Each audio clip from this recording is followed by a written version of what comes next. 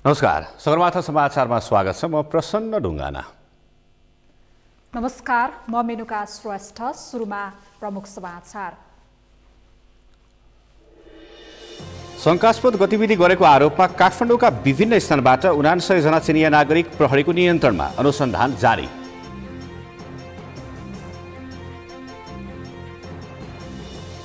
सत्तारूढ सांसदहरूबाटै ओली सरकारको आलोचना। गोकर्ण रिसोर्ट र नारायणगिरी जग्गामा देखिएको विवादबारे स्पष्ट पार्न माग। बलात्कार आरोपमा पक्राउ परेका कृष्णदास महाराज भनिने कृष्णबहादुर गिरीलाई 5औं पटक म्याद थप। जिल्ला अदालत सुनसरीले 3 दिनको म्याद फेरि थप्यो। साउदीका पत्रकार खशोगीको हत्याका 5 अभियुक्तलाई मृत्युदण्डको फैसला। हत्यामा संलग्न 3 जनालाई 24 वर्षको जेल सजाय। र पिपिएल क्रिकेटमा घरेलु टिम पोखरा पल्टन पराजित। एक्सपर्ट धनगढी 5 विकेटले विजयी।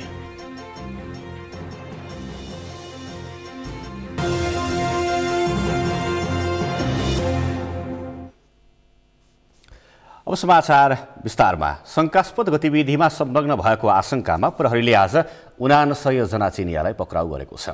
काठमाडौँमा चलाइएको सर्च एन्ड अरेस्ट अपरेसनका क्रममा उनीहरूलाई पक्राउ गरिएको प्रहरीले जानकारी दिएको छ। केन्द्रीय अनुसन्धान ब्युरो CIB र काठमाडौँ प्रहरी परिसर टेकुले काठमाडौँको मनमैजू, महाराजगञ्ज र बुढानीलकण्ठ क्षेत्रबाट संयुक्त अपरेसन चलाएको थियो।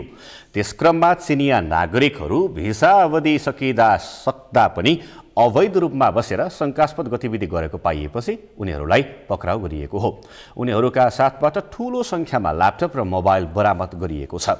पक्राउ परेकाहरूलाई काठमाडौँ प्रहरी मातहतको विभिन्न वृत्त र प्रभागमा राखेर अनुसन्धान थालिएको छ। गत असोज महिनामा पनि प्रहरीले नेपाल ब्याङ्कका ATM ह्याक गरी रकम लुटिरहेको अवस्थामा केही चिनिया नागरिकलाई पक्राउ गरेको थियो। त्यसयता प्रहरीले चिनिया नागरिकमाथि निगरानी बढाएको थियो। सत्तारूढ नेपाल कम्युनिस्ट पार्टी नेकपाकै सांसदहरूले आफ्नै पार्टी अध्यक्ष केपी शर्मा ओली नेतृत्वको सरकारको आलोचना गरेका छन्। सोमबार बसेको राष्ट्रिय सभाको बैठकमा नेकपा सहित कांग्रेसका सांसद सरकार विरुद्ध खनिएका हुन्। सुकेश सुवेदीको रिपोर्ट। सरकारको नेतृत्वकर्ता दल नेपाल कम्युनिस्ट पार्टी नेकपाकै सांसदहरूले सरकारको आलोचना गरेका छन्। आफ्नै पार्टी अध्यक्ष केपी शर्मा ओली नेतृत्वको सरकारको राष्ट्रिय सभामा रहेका सांसदहरूले आलोचना गरेका हुन्। सोमबार बसेको राष्ट्रिय सभाको बैठकमा नेकपा मुख्य सचेतक खिमलाल भट्टराईले गोकर्ण रिसोर्ट र नारायणहिटी जग्गामा देखिएको विवादबारे स्पष्ट पार्न सरकारसँग माग गरे। सार्वजनिक जग्गाको संरक्षणमा सक्रिय हुनुपर्ने सरकारले यी दुई जग्गाको बारेमा उत्पन्न विवादलाई पनि सम्बोधन गर्नुपर्ने उनको माग छ। सार्वजनिक जग्गाहरूको संरक्षणमा सरकार सक्रिय रूपमा लागेको छ। विवादित जग्गाहरूको छानबिन गरिरहेको छ। यसमा कुनै दुविधा छैन। यसै सिलसिलामा दुईटा विषय, खास गरी गोकर्ण रिसोर्ट र नारायणहिटी सङ्ग्रहालय अगाडि दरबार मार्गमा रहेको जग्गाको भोगाधिकार सम्बन्धी विषय आलोचनाको रूपमा बाहिर आएको छ। आलोचना र विवाद बाहिर आइसकेपछि स्पष्ट पार्नु सरकारको कर्तव्य हुन्छ। अध्यक्ष महोदय, तसर्थ सरकारको तर्फबाट यी विषयहरूमा सदनलाई जानकारी गराइयोस्। मुख्य सचेतक भट्टराईले विगतमा पनि राजनीतिक मुद्दाको रूपमा लिपुलेक, कालापानी र लिम्पियाधुराको विषय धेरै उठ्ने गरे पनि अहिलेसम्म निरूपण हुन नसक्नु दुःखद रहेको बताए। प्रमुख प्रतिपक्षी दल नेपाली काङ्ग्रेसका राष्ट्रिय सभा सदस्य बद्री पाण्डेले सुगौली सन्धिले निर्धारण गरेको सीमा कायम हुनुपर्ने विषयलाई सरकारले अडानका साथ राख्न नसकेको भन्दै आलोचना गरे। उनले सीमा सुरक्षा र अतिक्रमणमा परेको भूमि फिर्ता गर्ने सम्बन्धमा भएका प्रयासबारे सरकारले सदनलाई जानकारी गराउनुपर्ने माग पनि गरे। नेकपाको अध्यक्षको हैसियतले पनि वर्तमान प्रधानमन्त्रीले जे कुरा त्यो बेला राख्नु भएको थियो त्यो वास्तवमा नेपालीहरूले त्यसलाई प्रशंसा गरेका थिए। नाकाबन्दी भन्दा पनि यो अझ संवेदनशील विषय हो। माटो मिचिएको छ, नेपालको जमिन मिचिएको छ, नेपालको सीमा मिचिएको छ। यो विषयमा त्यो बेला भन्दा बढी संवेदनशील हुनुपर्ने प्रधानमन्त्री, त्यो बेला एक प्रकारले आगो ओकल्न तत्पर रहनु भएको प्रधानमन्त्री अहिले मौनता किन साधिरहनु भएको छ? किन राजनीतिक तहमा वार्ता गर्ने चेष्टा गरिँदैन? किन कोसिस गरिँदैन? बैठकमा समाजवादी पार्टीका राष्ट्रिय सभा सदस्य रामप्रीत पासवानले व्यवस्था परिवर्तन भए पनि सर्वसाधारणले परिवर्तनको अनुभूति गर्न नसकेको बताए। विभेद र भ्रष्टाचारको अन्त्य भएर युवाहरूले स्वदेशमै रोजगारी नपाएसम्म मुलुक समृद्ध हुन नसक्ने भन्दै पासवानले वर्तमान सरकारले एनसेल, गोकर्णा रिसोर्ट लगायत ठूला अनियमितता रोक्न नसकेको बताए। देश प्रगति गर्दैछ, देशमा समृद्धि आउँदैछ, विकासको मूल फुट्यो रे, तर त्यो समृद्धि म केही नेता र केही कर्मचारीहरूको घर बाहेक आम नेपाली जनताको घरमा भेट्न सकेको छैन अध्यक्ष महोदय।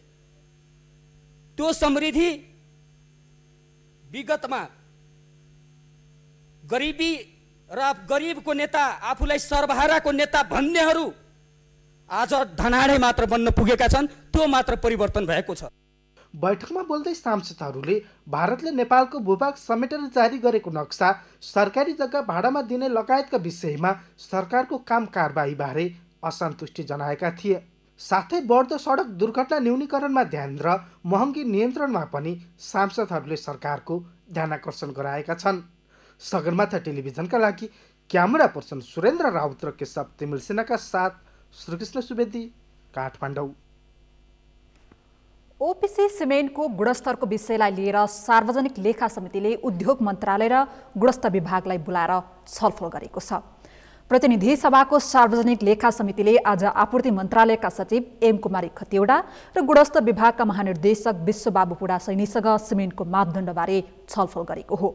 छलफलको क्रममा उद्योग वाणिज्य तथा आपूर्ति मन्त्रालयका सचिवले झुट बोलेको भन्दै लेखा समितिका सभापति भरत कुमार शाहले असन्तुष्टि जनाउनुभयो।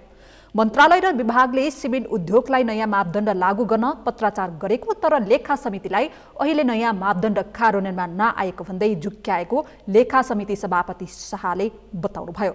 सभापति शाहले समितिलाई झुक्क्याउने प्रयास गरिए अख्तियारमा जाने समेत चेतावनी दिनुभयो।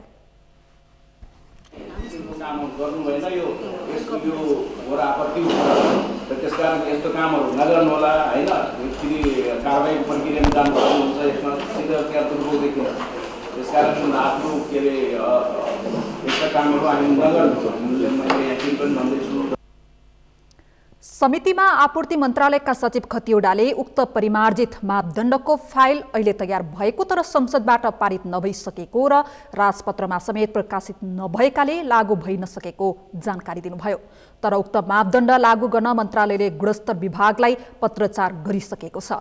सचिव खतिवडाले अन्यथा नियत राखेर मापदण्ड परिवर्तन नगरेको भन्दै 3 वर्षदेखि प्राविधिक कमिटीसँगको छलफलपछि नयाँ मापदण्ड लागू गरिएको दावी गर्नुभयो। गुणस्तरलाई कायम गर्दै चाहिँ त्यो मेन्टेन गर्नुपर्छ भन्ने चाहिँ हाम्रो आज त्यही विषयमा छलफल थियो। र त्यस्तै अब यो अघुलनशील पदार्थको मात्रा पनि अब हाम्रोमा 5 राखिएको छ। अब यो चाहिँ भारतकोमा चाहिँ 5 देखिएको छ भने हाम्रो नेपालमा चाहिँ 4 र 3% 4 चाहिँ यो 33 ग्रेडमा र 43 र 53मा 3 चाहिँ राखिएको छ। छलफलका क्रममा समितिका सदस्य राजन केसीले सिमेन्टमा राखिने रासायनिक पदार्थको मापदण्ड परिवर्तन गर्नुको कारण के हो भन्दै जवाफ माग गर्नुभयो। त्यस्तै अर्का सदस्य प्रेम कुमार आलेले मन्त्रालयले उद्योगीहरूसँगको मिलेमतमा नयाँ मापदण्ड तयार पारेको आरोप लगाउनुभयो। समितिले थप छलफल गर्ने र अहिलेलाई पहिलेकै मापदण्ड कार्यान्वयन गर्न उद्योग मन्त्रालय र गुणस्तर विभागलाई निर्देशन दिएको छ। गुणस्तर विभागले गत असार 8 गते सिमेन्टमा राख्ने रासायनिक पदार्थको मापदण्ड परिवर्तन गर्ने निर्णय कार्यान्वयन गर्दा संरचना निर्माण हानिकारक हुने भन्दै समितिले पुरानै सिमेन्टको पुरानै गुणस्तर कार्यान्वयन गर्न निर्देशन दिएको हो।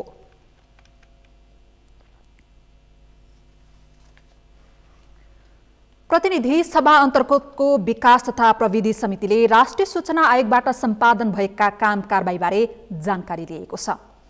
राष्ट्रिय सूचना आयोगबाट सम्पादन भएका काम कारबाहीबारे छलफल गर्न आज विकास तथा प्रविधि समितिको बैठकमा आयोगको काम कारबाहीबारे जानकारी लिएको हो।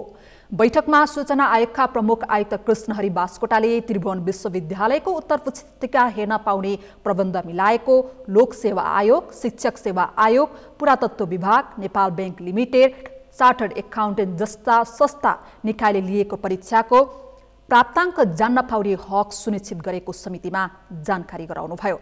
उहाँले नेपाल र भारतबीच भएको पञ्चेश्वर बहुउद्देश्य आयोजनाको विधान दिनु, माथिल्लो कर्णालीमा लगानी बोर्ड र जेएमआरबी बीच भएको पिडिए सम्झौता दिनु, नेपाल र चीन सरकार बीच भएको हवाई खरिद सम्झौता दिनु, त्यस्तै नेपालमा बन्न लागेको नलसिंह गाड जलविद्युत आयोजनाको परामर्शदाता नियुक्त गर्ने सम्झौता दिनु भन्ने लगायत आदेश जारी गरेको जानकारी गराउनुभयो। 27 मान्य सभापतिज्यू त्रुटिपूर्ण छ। यसमा सूचना माग्ने र पाउने हक मात्रै छ, प्रवाह गर्ने हक छुटेको छ। अहिलेको बेलामा नागरिकलाई मात्रै सूचना दिन मिल्दैन, यो विश्वव्यापी रूपमा व्यक्तिलाई सूचना दिनुपर्छ। नागरिकता प्रमाणपत्र नभएका मान्छेले पनि सूचना माग्न पाउनुपर्छ। यसको प्रतिबन्धात्मक वाक्यमा तर कानुनमा यो गोप्य राखिएको सूचना दिन बाध्य गरिने छैन भनिएको छ। नेपालमा अहिले 96 कानुनमा गोपनीयता प्रावधान छ। छलफलमा समिति सदस्य गणेश पहाडीले सूचनाको हक सम्बन्धी भएका कानुनहरूलाई प्रभावकारी बनाउनु अहिलेको चुनौती भएको धारणा राख्नुभयो। त्यस्तै अन्य सदस्यहरूले नेपालमा सूचनाको हकलाई मौलिक अधिकारको रूपमा व्यवस्था गरिए पनि त्यसको कार्यान्वयन हुन नसकेको गुनासो गरेका थिए।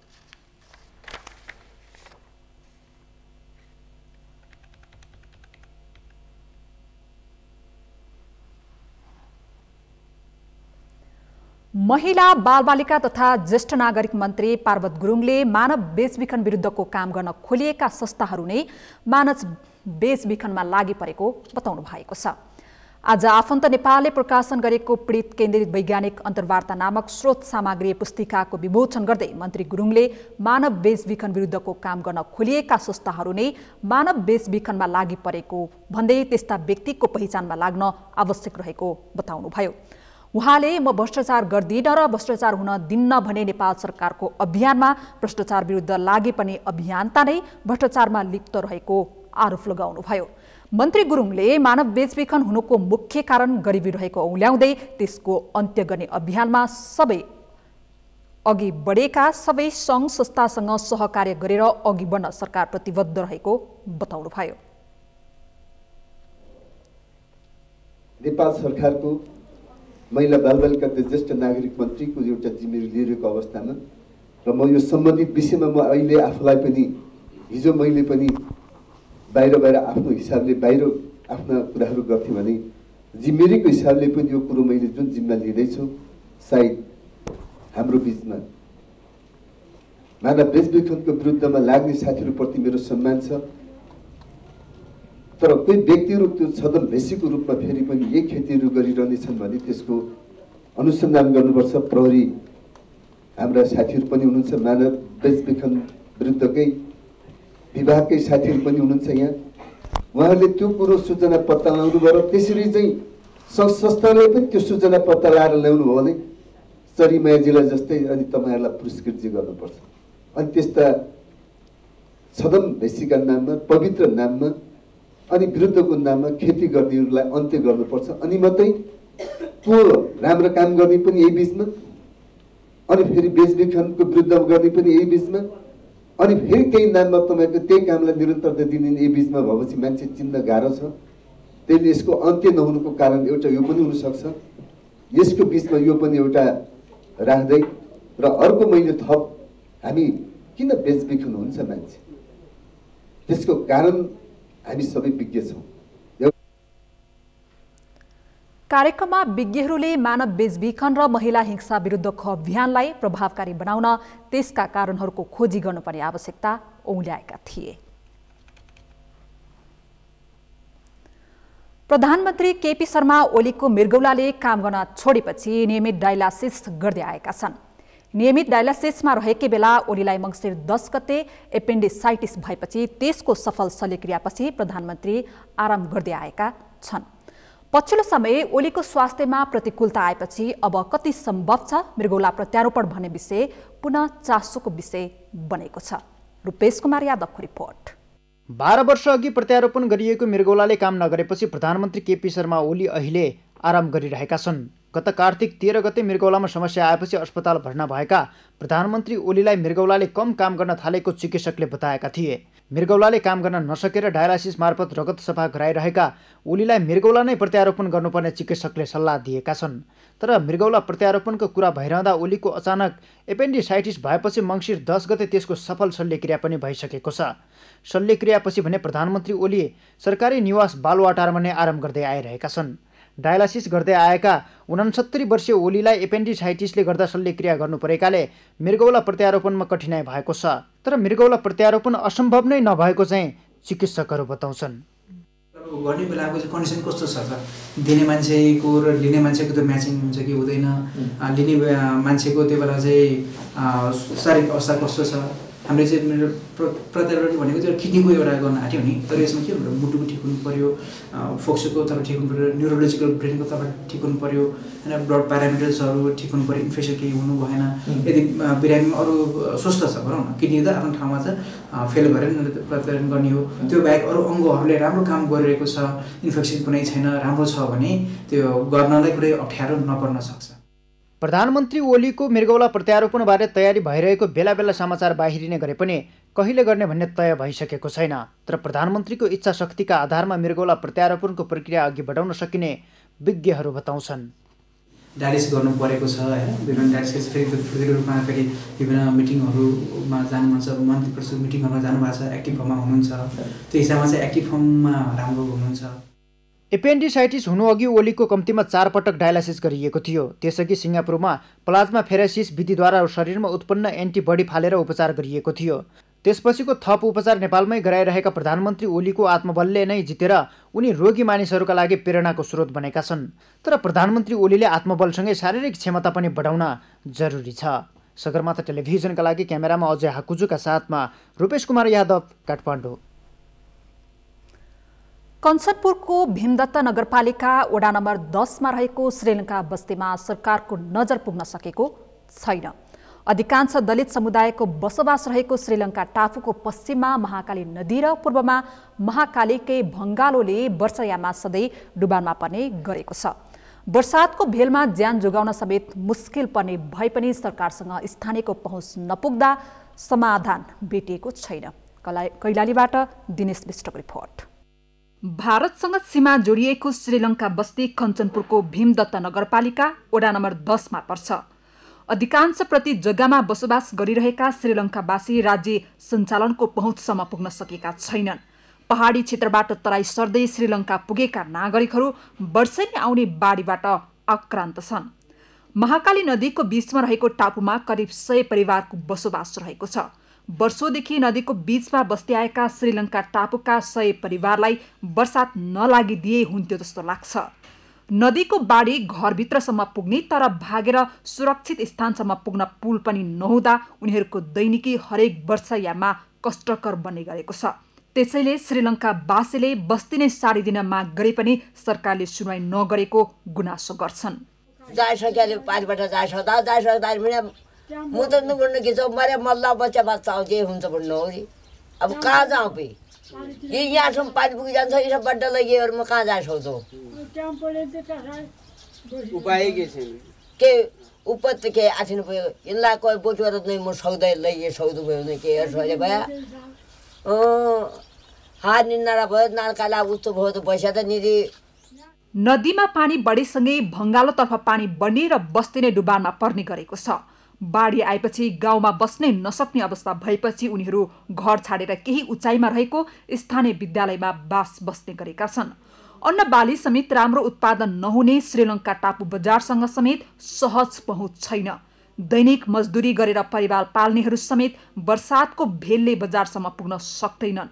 वर्षात लागेसँगै श्रीलङ्का बस्तीका बासिन्दाको दैनिकी असुरक्षित हुन्छ भने घाँसबाट समेत वञ्चित हुन्छन्।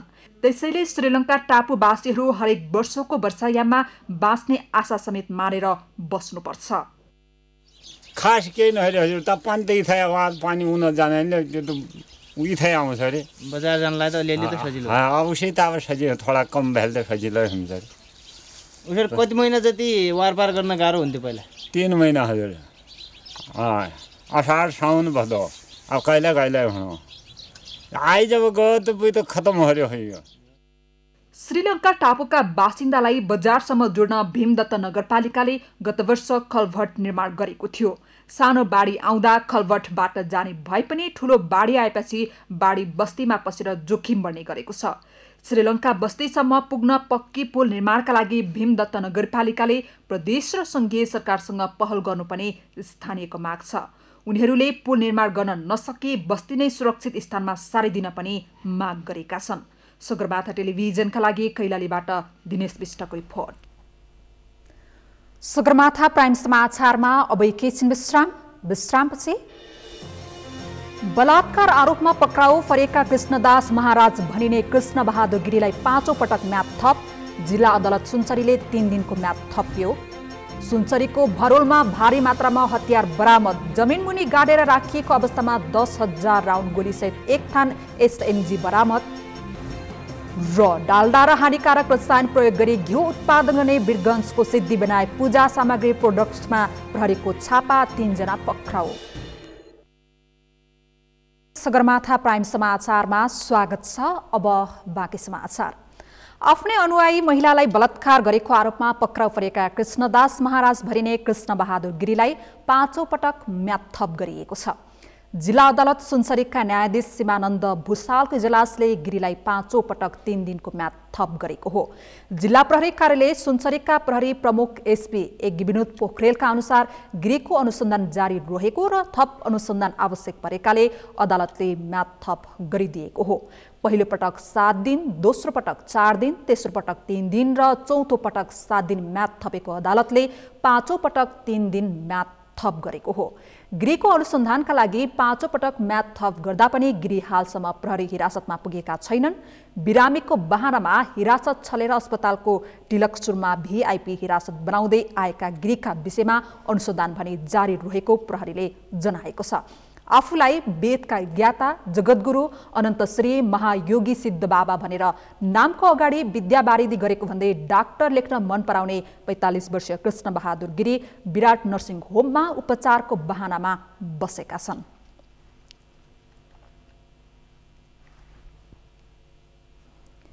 सुनसरीको बराहा क्षेत्र नगरपालिका 5 भरोलमा प्रहरीले 10,000 राउन्ड गोली र 1 थान बन्दुक बरामद गरेको छ।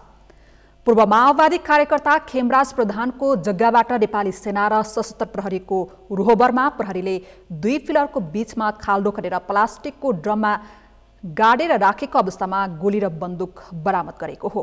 खनेर हेर्दा 1 थान SMG बन्दुक र विभिन्न हतियारमा प्रयोग हुने 4,565 थान 5.56 MS को गोली, 2,596 थान 7.62 MS को गोली, 2,632 थान 9 MS र अन्य आकारका 189 थान गरी 9,982 राउन्ड गोली बरामद गरेको हो। सशस्त्र प्रहरी बल चतराका इन्सपेक्टर अशोक न्यौपानेका अनुसार गोली तथा बन्दुक गाडेर लुकाएको खबरपछि बिहान करिब 10 बजे उक्त स्थानमा पूर्वी पृतना मुख्यालय इटरीको टोली पुगेको थियो। सेना पुगेपछि सशस्त्र प्रहरी चतरा इलाका प्रहरी कार्यालय महेन्द्रनगर भरोलको प्रहरी टोलीका साथै जिल्ला प्रहरी कार्यालय सुनसरीबाट SP नेतृत्वको टोली समेतको उपस्थिति रहेको थियो। करिब 4-5 वर्ष अगाडि ढलान गरेर निर्माण गरेको कुखुराको खोरमा भेटिएको गोली द्वन्द्वकालमा प्रयोग भएको गोली र हतियार हुन सक्ने प्रहरीले अनुमान गरेको छ। गोली 3वटा प्लास्टिकको ड्रममा व्यवस्थित ढङ्गले गाडेर राखिएको थियो। नेपाली सेनाको विशेष सक्रियतामा गाडीको अवस्थाबाट निकालेको उक्त गोलीहरूलाई कानुनी प्रक्रिया अनुसार सुरक्षित राखिने प्रहरीले जनाएको छ।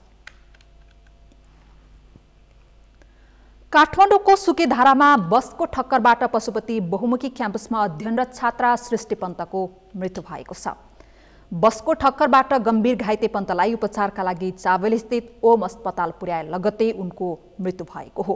भक्तपुर काठमाडौँ चल्ने बा 4 ख 5920 नम्बरको बसको ठक्करबाट आज बिहान पौने 6 बजे सृष्टि पन्तको ज्यान गएको महानगरीय प्रहरी आयुक्तको कार्यालयका प्रवक्ता श्यामलाल गेवालीले जानकारी दिनुभयो। मृत्युपछि आक्रोशित विद्यार्थीले गरेको प्रदर्शनबाट सुकेधारा चाबेल क्षेत्र केही बेर तनावग्रस्त बनेको थियो। सहपाठीको मृत्यु भएपछि आक्रोशित विद्यार्थीहरूले काठमाडौँ भक्तपुर चल्ने बा 4 ख 7104 नम्बरको अर्को बसमा आगजनी गरेका थिए। आगजनीबाट बस पूर्ण रूपमा क्षति पुगेको थियो। पशुपति क्याम्पस ट्राभेलमा स्नातक 4औं वर्षमा अध्ययनरत सृष्टि पन्थ गोर्खा निवासी भएको प्रहरीले जनाएको छ।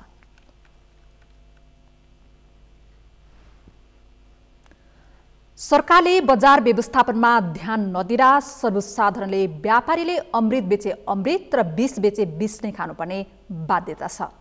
त्यस्तै सर्वसाधारणले पौष्टिक तत्त्वको रूपमा खाने घिउमा समेत अखाद्य पदार्थ भेटिएको छ। खाद्य पदार्थका रूपमा प्रयोग गर्न नहुने डाल्डा घिउलाई गाई भैँसीको घिउ भन्दै बेचेको भेटिएको छ। वीरगञ्जबाट आबिद हुसैनको रिपोर्ट। वीरगञ्जमा रहेको सिद्धि विनायक पूजा सामग्री प्रोडक्ट्सले डाल्डा घिउलाई गाई भैँसीको शुद्ध घिउ भन्दै झुटो प्रचार गरेर उपभोक्ताको स्वास्थ्यमा खेलवाड गरेको भेटिएको छ। वीरगञ्ज महानगरपालिका वडा नम्बर 15 लक्ष्मण बामा सञ्चालित उद्योगले विगत 7 वर्षदेखि यस्तो काम गर्दै आएको पत्ता लगाएपछि प्रहरीले छापामारी सञ्चालकलाई समेत पक्राउ गरेको छ। प्रहरीले सञ्चालकलाई पक्राउ गरी उपभोगमा समय सीलबन्दी गरेपछि बल्ल यो प्रकरण सार्वजनिक भएको हो। कम्पनीले पूजा, गोकुल र दुर्गा ब्रान्डको नाममा सर्वसाधारणको स्वास्थ्यमा खेलवाड गरी नाफा कमाइरहेको थियो। रोचक विषय त के छ भने यतिका वर्षसम्म स्थानीय प्रशासन, गुणस्तर विभाग, उपभोक्ता हित संरक्षण विभाग सहितका निकायले सर्वसाधारणको स्वास्थ्यमा खेलवाड गरेको विषयमा पत्तो समेत पाएका थिएनन्। घिउ उत्पादन हुने उद्योग, साबुन बनाउने उद्योग जस्तै फोहोर हुँदा समेत अनुगमन गर्ने निकायको ध्यान पुग्न सकेको थिएन। अहिले पक्राउ गरेपछि पनि जिल्ला प्रशासन मार्फत अनुसन्धान हुने भन्दै प्रहरी पन्सिरहेको छ। वीरगञ्ज महानगरपालिका 15 लक्ष्मणवा भन्छ, ब्रह्मचोक पनि भन्छ। त्यहाँ चाहिँ यो सिद्धिविनायक पूजा सामग्री प्रोडक्ट्स भनेर एउटा उद्योग, लघु उद्योग चाहिँ घिउ बनाउने सञ्चालनमा रहेको र त्यसमा पुग्दाखेरि चाहिँ डाल्डामा केमिकल मिक्स गरेर पूजाको लागि भनेर उत्पादन गरेर तर त्यसलाई चाहिँ फेरि विभिन्न ब्रान्डमा चाहिँ घिउ प्याकिङ गरेर चाहिँ बिक्री वितरणको लागि पठाउने, बनाउने र पठाउने गरेको पाइएकोले त्यसलाई चाहिँ अब खानतलासी गरेर बरामद गरेर त्यसको सञ्चालक र त्यसमा काम गरेसहित 3 जना नियन्त्रणमा लिएर ल्याएका छौँ। नियन्त्रणमा छन् र त्यसको अब डकुमेन्टेसनको प्रक्रिया चलिरहेको छ। प्रहरीको छापामा उद्योगका सञ्चालक 33 वर्षीय अनिल श्रेष्ठ, लक्ष्मणबा निवासी रमेश श्रेष्ठ र भारत बिहार जिल्ला मोतिहारी पूर्वी चम्पारण थाना आदापुर निवासी रामविलास यादव पक्राउ परेका छन्। छापाका क्रममा प्रहरीले गोकुल ब्रान्डका 52 कार्टुन घिउ, 29 कार्टुन डाल्डा घिउ र घिउ बनाउन प्रयोग हुने रासायन तथा भाँडाकुँडा र लेबलिङ प्रयोग गर्न हुने विभिन्न ब्रान्डको स्टिकर बरामद गरेको छ। पक्राउ परेकाहरूलाई जिल्ला प्रहरीको हिरासतमा राखिएको छ। र यसको अनुसन्धान चाहिँ यो तपाईको सार्वजनिक स्वास्थ्य सुरक्षा र यो नैतिकता विरुद्धको जुन कसो छ फौजदारी संहिताको परिच्छेद 5 अन्तर्गतको त्यो अन्तर्गत चाहिँ अनुसन्धान गर्ने चाहिँ जिम्मा चाहिँ प्रमुख जिल्ला अधिकारीको र उहाँले तोकेको अधिकृतले गर्ने भएको हुनाले यो चाहिँ हामी सबै फाइल र चाहिँ आवश्यक कार्यको लागि जिल्ला प्रशासन पठाउँछौँ। खाद्य पदार्थमा अखाद्य पदार्थ मिसाउनेहरू अपराधी हुन्। जन अखाद्य पदार्थलाई खाद्य वस्तुका रूपमा वितरण गर्नेहरू मानवता विरोधी अपराधी हुन्। उनीहरूलाई कडा कारबाहीको सट्टा सामान्य कारबाही गरेको मात्र देखाउने प्रयास भए त्यसले अपराधीलाई हौसला दिनेछ। सगरमाथा टेलिभिजनका लागि पर्साबाट आबिद हुसैनको रिपोर्ट। लागु औषध कारोबारीले नेपाललाई ट्रान्जिट पोइन्टका रूपमा प्रयोग गर्न थालेका छन्। अन्य देशको तुलनामा सजाय कम हुने र सुरक्षा व्यवस्था कमजोर मानिएकाले नेपाल लागु औषधको ट्रान्जिट पोइन्ट बन्दै गएको हो। नेपाललाई ट्रान्जिट बनाएर समृद्ध मुलुकहरूमा कोकिन जस्ता लागु औषध सप्लाई गर्ने गिरोह नै यति बेला सक्रिय भएको छ, जसको ताजा उदाहरण हो 6 किलो कोकिन सहित 4 विदेशी पक्राउको पछिल्लो घटना। सन्तोष बिके थापाको रिपोर्ट। पछिल्लो एक सातामा नेपाल प्रहरी अन्तर्गतको लागु औषध नियन्त्रण ब्युरोले 6 किलो कोकिन सहित 4 विदेशी पक्राउ गरेको छ। ब्युरोले त्रिभुवन अन्तर्राष्ट्रिय विमानस्थलबाट बेलारुसका नागरिक पाभेल भ्यासियुल र एलिना अल्डोसिना तथा लाजिमपाटबाट बोलिभियाका नागरिक रोबेनो कार्किसियो, मेरिभिया मारिस र राहुल जब्राना आर्डोनेज नाम गरेका 4 जना विदेशीलाई गत शनिबार पक्राउ गरेको हो। उनीहरूबाट करिब 20 करोड रुपियाँ बराबरको कोकिन बरामद गरिएको ब्युरोले जनाएको छ। काठमाडौँ हुँदै हङकङ जाने योजनामा रहेका उनीहरूबाट सुटकेसभित्र रहेको ज्याकेटमा फल्स बटन बनाएर कोकिन ल्याउँदै गरेको अवस्थामा प्रहरीले पक्राउ गरेको हो। 2टा चाहिँ बेलारुसका नागरिक, उनीहरूबाट एउटा महिला र एउटा पुरुष, प्रत्येकबाट लगभग 3-3 केजी कोकिन र त्यसपछि उनीहरूलाई सप्लाई गर्ने सम्म चाहिँ नि कसले दिएको, कसरी आएको, हाउ युआर कनेक्टेड बुझ्दाखेरि उनीहरूले थप चाहिँ नि सोधपुछ गर्ने क्रममा फेरि हामीले 2टा चाहिँ नि बोलिभियन नागरिक चाहिँ पक्राउ गरेका छौँ। American, South American, Latin American कन्ट्रीबाटै आउने हो कि यिनीहरू। सबै सेन्ट्रलाइज त्यहीँबाट हुने हो। तर के छ त्यहाँका जुन करियरहरू हुन्छन् त्यो मेबी अब बोलिभिया नभए ब्राजिलियन हुनसक्छन्, ब्राजिलियन नभए ग्वाटेमालाको हुनसक्छन्, नत्र भेनेजुएलाको हुनसक्छन् होइन, त्यो पोसिबिलिटी छ। तर आउने भनेको स्रोत चाहिँ नि 70% त्यही हो। यसअघि 3 केजी कोकिन सहित 41 वर्षकी बोलिभियन महिला हेरेरा आर्टेगा ओल्गा गत बुधबार विमानस्थलबाट पक्राउ परेकी थिइन्। गत भदौमा पनि 2 किलो 100 ग्राम कोकिन सहित बोलिभियन नागरिक नै पक्राउ परेका थिए। ब्युरोले पछिल्लो पटक पक्राउ परेका 4 जनालाई लागू औषध ऐन बमोजिम मुद्दा दर्ता गरी आवश्यक अनुसन्धान गरिरहेको छ। यी त केवल प्रतिनिधिमूलक घटना मात्र हुन्। लागू औषध नियन्त्रण ब्युरोका अनुसार वर्षिनी औषधमा करिब 200 जना विदेशी लागू औषधको कारोबार तथा ओसार पसारकै क्रममा पक्राउ पर्दै आएका छन्। यसले नेपाल लागू औषधको ट्रान्जिटका रूपमा विकसित हुँदै गएको पुष्टि हुन्छ। ट्रान्जिट अब हो ट्रान्जिट अब किनभने कनेक्सन फ्लाइट कहाँ छ भने त्यही नेपाल छ भनेपछि नेपालबाट भनौँ न यहाँबाट सजिलो भने हङकङ पुग्न यहाँबाट सजिलो छ, नजिक छ। 8-10 घन्टाको फ्लाइट त्यहाँबाट 10 घन्टाको फ्लाइट ब्राजिलबाट यहाँ आएपछि यहाँबाट 3-4 घन्टामा त्यहाँ पुगिन्छ हो। त्यो धेरै जसो ड्रग्सहरू आउने भनेको हाम्रो ओपन पोरस बोर्डर छ, खुल्ला छ होइन, त्यहाँबाट भनौँ म्याक्सिमम अब 2 केजी हेर्दा अब अहिलेसम्म हाम्रो मलाई लाग्छ एनसिबीको हिस्ट्रीमा पनि 6 केजी अफ कोकिन रिकभर गर्ने इट्स भेरी रेयर। तर त्यो बाहेकको जति ड्रग्सहरू नेपालमा हुन्छन् त्यो सब चाहिँ नि इन्डियाबाट आउने। नेपालमा कारोबार हुँदै आएको चरेस लागू औषधको अन्तर्राष्ट्रिय बजारमा पुर्याउन र अन्य देशमा उत्पादित हिरोइन कोकिन तेस्रो मुलुक भित्राउन नेपाललाई विश्रामस्थल बनाउन 21 देशका लागू औषध कारोबारहरू सक्रिय रहेको विभिन्न घटनाले पुष्टि गर्दै आएको छ। पछिल्लो समय कोकिन उत्पादन हुने दक्षिण अमेरिकी मुलुकहरू कोलम्बिया, ब्राजिल, मेक्सिको लगायतका मुलुकबाट विमानस्थलमा हुने फितलो सुरक्षा भएका देशको बाटो हुँदै नेपाल भित्र्याउने र युरोप, अस्ट्रेलिया, चीन र भारत जस्ता मुलुकमा तस्करी हुने गरेको खुल्दै आएको छ। सगरमाथा टेलिभिजनका लागि क्यामेरामा उत्सव वाग्लेका साथमा सन्तोष बिके थापा, काठमाडौँ। भ्रमण वर्ष सन् 2020लाई लक्षित गर्दै सरकारले आन्तरिक उडानको भाडा दरमा एकरूपता ल्याउने तयारी गरेको छ। महँगो भाडाका कारण पर्यटक आवागमन सोचे अनुरूप नरहेको भन्दै विदेशी र नेपाली यात्रुका लागि एउटै भाडा दर कायम गर्न लागि हो। शान्ता लम्सालको रिपोर्ट। पर्यटन वर्ष सन् 2020मा आन्तरिक उडानमा यात्रा गर्ने विदेशीलाई समेत नेपाली सरहकै भाडा दर कायम गर्ने तयारी सुरु भएको छ। त्यसका लागि पूर्व पर्यटन सचिव सुरेशमान श्रेष्ठको अध्यक्षतामा वायु सेवा सञ्चालन सङ्घ, अर्थ मन्त्रालय, वाणिज्य मन्त्रालय, नेपाल वायु सेवा सङ्घ लगायतका प्रतिनिधि सहभागी कार्यदल गठन गरिएको छ।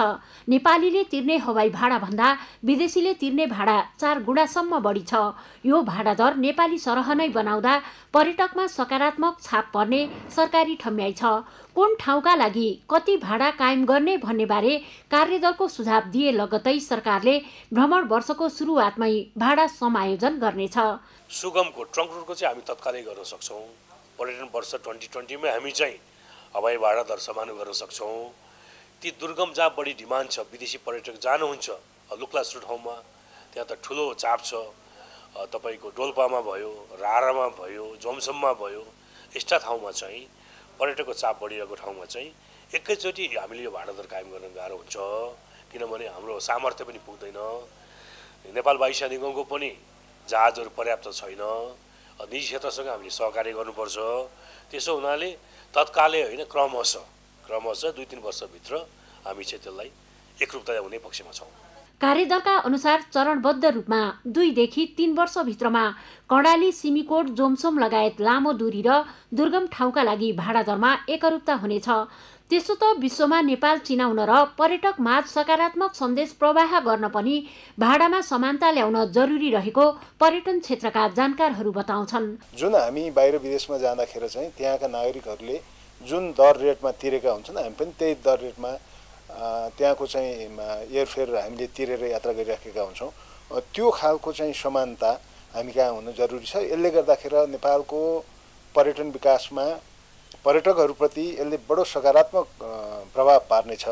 र अर्को कुरो त भिजिट नेपाल 2020को जुन अहिले हामी यो वर्ष मनाउन गइरहेका छौँ, नयाँ कुरा के दियो त नेपालले भनेर भन्दाखेरि आन्तरिक विमानस्थल, आन्तरिक हवाई भाडामा चाहिँ एकरूपता ल्याएको छ भनेर भन्ने सन्देश यसले दिन्छ र यो निकै सकारात्मक भएर जान्छ। सरकारी निष्कर्ष अनुसार महँगो भाडाकै भएले पर्यटकहरू हवाई यात्राका निमित्त आकर्षित हुँदैनन्। सुगम र छोटो दूरीको यात्रा गरी फर्किने प्रवृत्ति धेरैको हुन्छ। त्यसैले भाडा दर नेपाली सरहकै भएको खण्डमा पर्यटकले गर्ने खर्चमा समेत गुणात्मक रूपमा वृद्धि हुने अपेक्षा गरिएको छ। सगरमाथा टेलिभिजनका लागि क्यामेरामा उत्सव वाग्ले र अजय हाकजुका साथ शान्ता लम्साल, काठमाडौँ। यसै सन्दर्भमा आज हामीले सगरमाथा जनबोलीमा सर्वसाधारणलाई सोधेका थियौं, विदेशी र नेपालीलाई समान भाडा दर कायम गरेर पर्यटन प्रवर्धनमा सहयोग पुग्ला? हेरौं सर्वसाधारणको प्रतिक्रिया उनीहरूकै शैलीमा।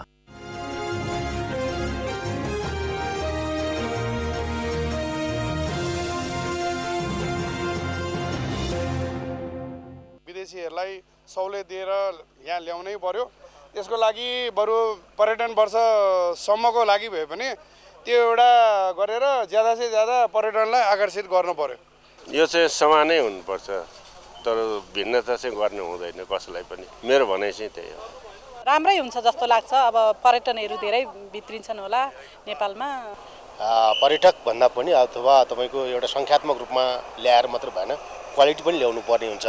जुन कायम भएको छ त्यसलाई चाहिँ अझ वृद्धि गर्दै अझ क्वालिटी मेन्टेन गर्दै गऱ्यो भने त्यसो चाहिँ राम्रो हुन्थ्यो। तर चाहिँ मलाई चाहिँ यो लाग्दैन कि बराबर गर्दाखेरि चाहिँ नि यसको असर एउटा पक्ष भनेको एउटा नेपाली पक्षलाई पनि पर्न सक्ला। स्वदेशी र विदेशी दुवैजनालाई एउटै भाडा दर कायम गर्दाखेरि विदेशीहरूमा पनि हामी चाहिँ अब यही देशको नागरिक सो सर सुविधा पाउँछौँ घुम्न जाँदाखेरि भनेर पक्कै पनि एउटा सकारात्मक सन्देश जान्छ यसबाट। विदेशीहरूले पनि अनि हामीलाई नेपाल जाँदाखेरि उहाँको जनतालाई जतिकै हामीलाई पनि एउटा फेसिलिटी दिएको छ, सम्मान दिएको छ भनेर उहाँहरू त खुसी हुनुहुन्छ होला। अब विदेशीको जस्तो भाडा भयो भने चाहिँ नेपालीहरूलाई चाहिँ गाह्रो हुन्छ होला। पर्यटनहरूलाई पनि के हुन्छ भने हामीले यो देशमा गइसकेपछि त्यो देशको नागरिक र त्यो देशमा को नागरिकलाई पाउने सुविधाहरू हामीले पनि प्राप्त भइराखेको छ भने त्यो देशमा हामी बढीभन्दा बढी चाहिँ भ्रमण गर्न जाउँ भनेर एउटा उहाँहरूलाई ठुलो नै सन्देश जान्छ। भाडा सहुलियत राम्रो भयो भने नेपालमा विदेशी झन् धेरै आउन सक्छ र हाम्रो देशलाई पनि केही अब डलरहरू भित्रिन्छ, पैसाहरू रेमिटेन्स राम्रो हुन्छ।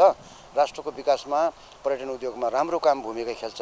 भ्रमण वर्ष 2020लाई चाहिँ नेपालमा चाहिँ भव्यतापूर्वक मनाउनको लागि जुन सरकारी तवरबाट यो पहल भएको छ, यसले गर्दा नेपालीहरूको चाहिँ अहिले आइरहेको भाडा नबढोस् र विदेशीहरूलाई भाडा घटाउँदाखेरि चाहिँ सम्भवतः विदेशीहरू चाहिँ धेरै ठाउँमा चाहिँ पुग्न सक्ने, नेपालको हरेक ठाउँमा पुग्न सक्ने त्यो वातावरण बन्छ जस्तो लाग्छ। यहाँको अनुसार गऱ्यो भने त्यो ठिक छ, त्यो त झन् राम्रो हुन्छ। विदेशीहरू पनि बढी आउँछ, बस्छन्, यो गर्छन्, चाहे बढी टाइम यहाँ बिताउँछ। यस जनबोलीका प्रायोजक आफ्नो विश्वास हो आफ्नो विश्वास हो त्रिशक्ति सिमेन्ट। उदयपुरको त्रियुगा नमुना माध्यमिक विद्यालयका विद्यार्थीहरूलाई निशुल्क झोला वितरण गरिएको छ। सामुदायिक विद्यालयमा अध्ययनरत विद्यार्थीले हातमा किताब बोकेर पढ्न जाने गरेकोमा सुरक्षित किताब कपी बोक्न युमी नेपालले झोला वितरण गरेको हो।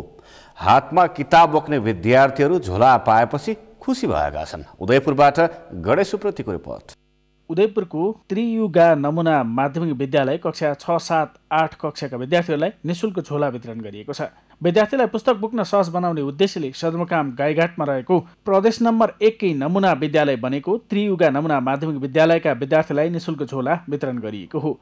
जापानमा कामका लागि गएका तथा पढाइका लागि गएर टोकियो विश्वविद्यालयमा अध्ययनरत विद्यार्थीहरूको प्रयासमा विद्यार्थीहरूलाई झोला वितरणको व्यवस्था मिलाइएको हो। जापानबाट पठाइएका झोला यही रहेको संस्थाका सल्लाहकार मार्फत वितरण गरिएको हो। झोला वितरणले विद्यार्थीहरूलाई सामुदायिक विद्यालयमा पढ्न प्रेरणा जगाउने लक्ष्य बनाइएको छ। जापानमा युमी नेपाल जापान भन्ने संस्था छ र नेपालमा हाम्रो युमी नेपाल। यस अन्तर्गत चाहिँ हाम्रो टोकियो विश्वविद्यालयमा अध्ययनरत गर्ने नेपाली विद्यार्थीहरू जो पिएचडी गर्दै हुनुहुन्छ उहाँहरूको पहलमा चाहिँ हाम्रो यो युमी नेपाल तिमी म नेपाल भन्ने संस्थाबाट चाहिँ उहाँहरूले चाहिँ यो जापानमा ब्याग कलेक्सन गरेर जापानबाट चाहिँ यो ब्यागहरू जम्मा गरेर हामीले त्रियुगा उच्च माविमा चाहिँ अलिकति यहाँ पनि अलिकति दलित बस्तीहरू भएको स्कुल अलिकति अब छानेर गर्नुभन्दा सबै विद्यार्थीहरूलाई नै 6, 7, 8 का सबै विद्यार्थीलाई उपलब्ध गराउँ भनेर हामीले एउटा आर्थिक अभावकै कारण हातमा किताब बोकेर विद्यालय जानुपर्ने बाध्यता रहेका विद्यार्थीहरू झोला पाएसँगै खुसी भएका छन्। उनीहरूले हातमा किताब बोक्दा फोहोर हुने, भिज्ने, हराउने तथा च्यातिने समस्या रहेको भन्दै झोला पाएपछि ती समस्या समाधान हुने अपेक्षा राखेका छन्। उनीहरूले झोला पाउँदा पढ्नका लागि थप प्रोत्साहन मिलेको बताएका छन्।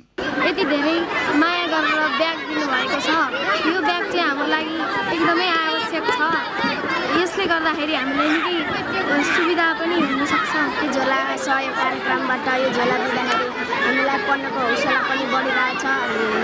हामीलाई धेरै उत्कृष्ट खुसी भइरहेको छ। हाम्रो स्कुलमा झोला वितरण कार्यक्रम भएको हाम्रो विद्यालयमा हाम्रो चेतन नभएको झोला नभएर उहाँहरूले झोला दिएर साह्रै राम्रो गर्नुभएको छ। कक्षा 6, 7 र 8 कक्षाका 495 जना विद्यार्थीहरूले झोला पाएका छन्। आर्थिक स्थिति कमजोर रहेका बालबालिकाहरू झोला पाएर उत्साही बनेको देखेपछि त्रियुगा माध्यमिक विद्यालयका प्रधानाध्यापकले नर्सरीदेखि कक्षा 5 सम्म पनि झोला वितरणको योजना बनाएका छन्। 6, 7, 8 का विद्यार्थीहरूलाई 495 थान चाहिँ वितरण गरेको हो।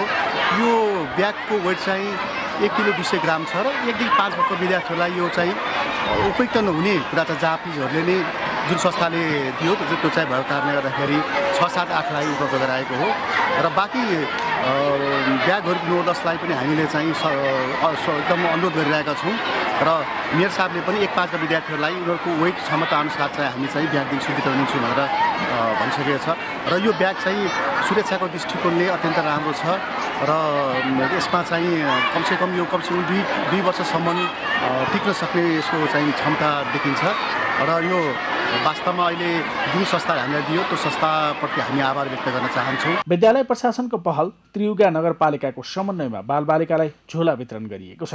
यस्ता क्रियाकलापहरूले बालबालिकाको विद्यालय मोह समेत बढ्ने विश्लेषण गरिएको छ। शिक्षा क्षेत्रमा सरकारको सबैभन्दा धेरै लगानी भएको सामुदायिक विद्यालयमा विद्यार्थीको आकर्षण भने बढ्न सकेको छैन। विद्यार्थी आकर्षित गर्न यस्ता कार्यक्रमले केही सहयोग पुर्याए पनि विद्यार्थी र अभिभावकको विश्वास जित्न भने शैक्षिक गुणस्तर नै बढाउन आवश्यक छ। सगरमाथा टेलिभिजनका लागि उदयपुरबाट गणेश उप्रेतीको रिपोर्ट। सगरमाथा प्राइम समाचारमा फेरि एकैछिन विश्रामपछि साउदीका पत्रकार खशोगजीको हत्याका 5 जना अभियुक्तलाई मृत्युदण्डको फैसला। हत्यामा संलग्न 3 जनालाई 24 वर्षको जेल सजाय। र पोखरामा जारी पिपिएल क्रिकेटमा घरेलु टिम पोखरा पल्टन पराजित, एक्सपर्ट धनगढी 5 विकेटले विजय। यो सँगै हामी सगरमाथा प्राइम समाचारको अन्त्यमा छौँ। अन्त्यमा प्रमुख समाचार फेरि एकपटक। शंकास्पद गतिविधि गरेको आरोपमा काठमाडौँका विभिन्न स्थानबाट 79 जना चिनिया नागरिक प्रहरीको नियन्त्रणमा, अनुसन्धान जारी। सत्तारूढ सांसदहरूबाटै ओली सरकारको आलोचना, गोकर्ण रिसोर्ट र नारायणहिटी जग्गामा देखिएको विवादबारे स्पष्ट पार्न माग। बलात्कार आरोपमा पक्राउ परेका कृष्णदास महाराज भनिने कृष्णबहादुर गिरीलाई 5औं पटक म्याद थप। जिल्ला अदालत सुनसरीले 3 दिनको म्याद थप्यो। साउदीका पत्रकार खशोगजीको हत्याका 5 अभियुक्तलाई मृत्युदण्डको फैसला। हत्यामा संलग्न 3 जनालाई 24 वर्षको जेल सजाय। र पोखरामा जारी पिपिएल क्रिकेटमा घरेलु टिम पोखरा पल्टन पराजित, एक्सपर्ट धनगढी 5 विकेटले विजय।